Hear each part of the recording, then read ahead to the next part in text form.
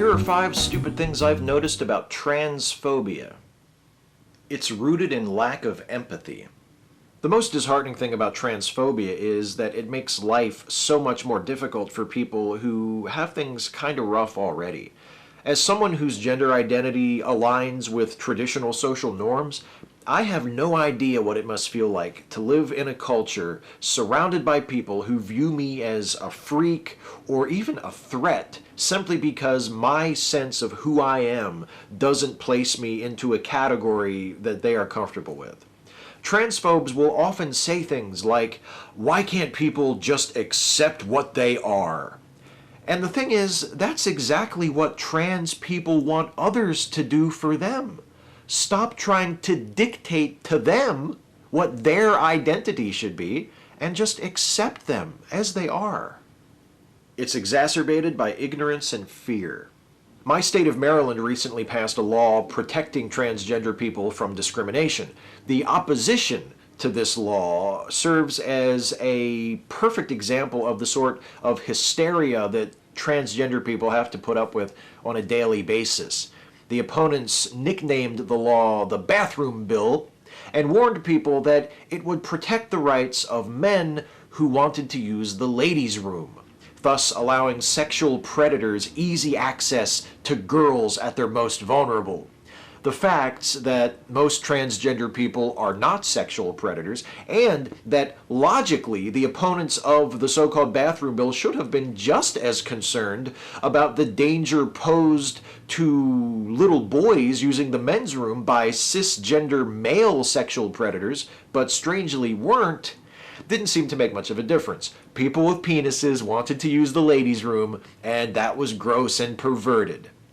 Fortunately, these people did not comprise a majority of the Maryland state legislature and the bill became law, but that doesn't mean that those people don't have influence.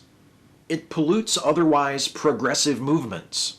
Certain members of social movements created to speak up for underprivileged or oppressed people, including feminism and the gay rights movement, exhibit transphobic attitudes. Many of us are familiar with the term TERF, T-E-R-F, which is an acronym for Trans Exclusionary Radical Feminist, and I think that speaks for itself.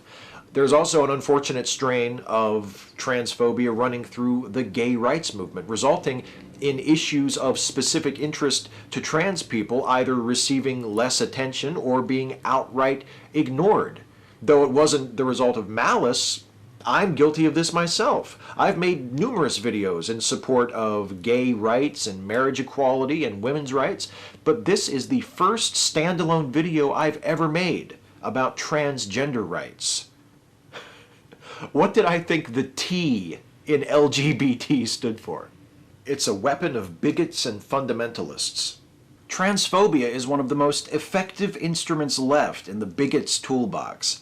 If you're some religious fundy asshole who wants to force everybody else to live according to the values of your church, you can't draw as big of a crowd with race baiting or gay panic as you used to. But hey, at least we can all still agree that those filthy trannies are fucking abominations, right? I wouldn't want them teaching my kids at school, would you? I mean, why do people I consider weird deserve rights? Speaking of which, it's the law. 28 U.S. states currently have no laws explicitly protecting transgender people from discrimination. Additionally, transgender people are banned from serving in the military, often have their gender identity used against them in child custody disputes, and have a difficult time updating their IDs and other official documentation to reflect their gender identity, among many, many, many other problems. I ask myself if I, as a cis man, would put up with being treated this way. And I ask myself if I would put up with my wife, who is a cis woman, being treated this way. And the answer to both of those questions is fuck no. Then I ask myself if I should put up with anyone, regardless of their gender identity, being treated this way. And I come up with the same answer. Fuck no. I shouldn't put up with it. And pardon me for being presumptuous, but neither should you. The hardest part is only picking 5. Catch you next time.